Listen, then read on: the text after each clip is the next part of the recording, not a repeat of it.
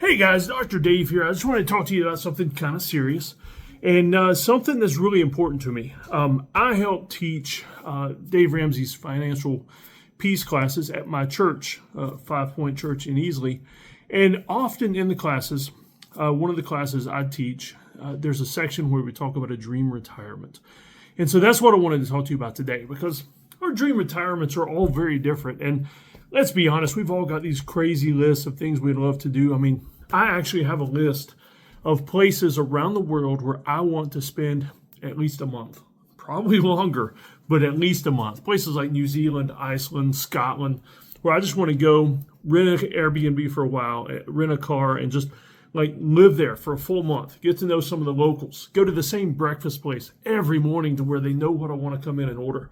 And so that's the crazy retirement list. But the main retirement list for me, my dream retirement, is a little bit of time and money freedom. I'm going to be okay if I'm never filthy rich. And I don't want a Lamborghini or anything like that anyway. I mean, if my idea of a dream car is just a fully tricked out 4x4 so I could get up and down my driveway.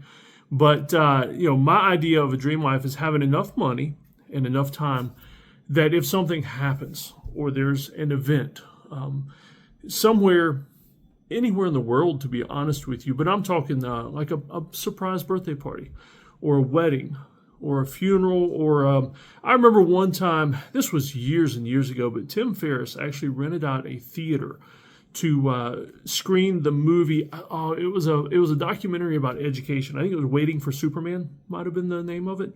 But I'll let you check that out. It's an excellent movie.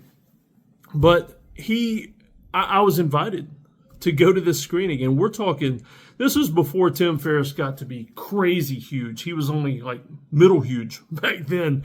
And it would have just been me and probably a couple hundred other people and Tim Ferriss. And that's a pretty small gathering for somebody like him. I could have went, but I didn't have the money. It was in California. Would have had to fly out there, get a place to stay, all that, rent a car or taxi. That was before Uber, I think. But couldn't do it. And so that's my idea. One of my main idea of retirement is being able to do that. Take the whole family even, but to where I can just drop a few grand on a plane ticket or a road trip and a place to stay and just, fellowship with people, do fun things, spend time with people that it's just not really an option right now even. I mean, fairly so, but not always. But I want to tell you about a recent experience, because we are financially in a place where I can take part in some of these things if it's doable. I mean, I still can't just drop $5,000 on a trip to Europe to go to a wedding or something. If you're having a wedding in Europe, go ahead and invite me. I'll see if I can, but not usually there. But a friend of mine and longtime EMS partner, Sean, passed away recently. And basically, I didn't have to give a single thought to the money aspect of being able to go and do his funeral. And his wife actually asked me to do the funeral, to preach the funeral. And even better, because of the relationship I had with her and Sean and the quirky relationship me and Sean had, me and him always talked about kilts. And she was like, Dave, I want you to wear the kilt to do the funeral. And so I couldn't not go and do that to honor my friend. And so it was an amazing time. But here's the thing that I want you to really get out of this is that my idea of the perfect retirement is being able to do that kind of stuff and not worry a bit about the money. It was about a 4-hour drive, or should have been. I take the long way. Anytime I go somewhere, I avoid the interstates, take the long way. It was about a 6-hour drive for me, and I stop at places along the way. And so I had the gas money, I had the food, I ate out a couple times while I was there because I stayed in a hotel, didn't have a kitchen or anything. And the neat thing is I actually had points for the hotel, so the hotel didn't cost me anything. And so that is my idea of retirement, being able to do that kind of thing. I was able to honor and memorialize a really good friend of mine and a longtime EMS partner. He and I used to work on the ambulance for a very long time together, and in some harrowing incidents and lots of shenanigans that I guess some of the harrowing incidents, to be perfectly honest, we started.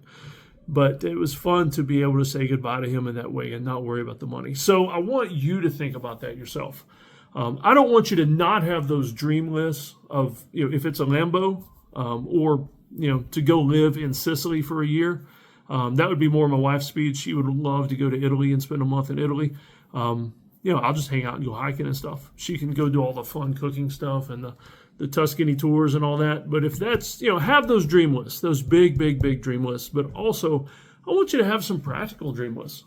I want you to have some practical things that, not only reflect wealth, like a Lamborghini or long trips, but reflect you being able to spend more time with other people and to do the things that build legacy and don't just build a pile of stuff that you're going to leave behind when you're dead.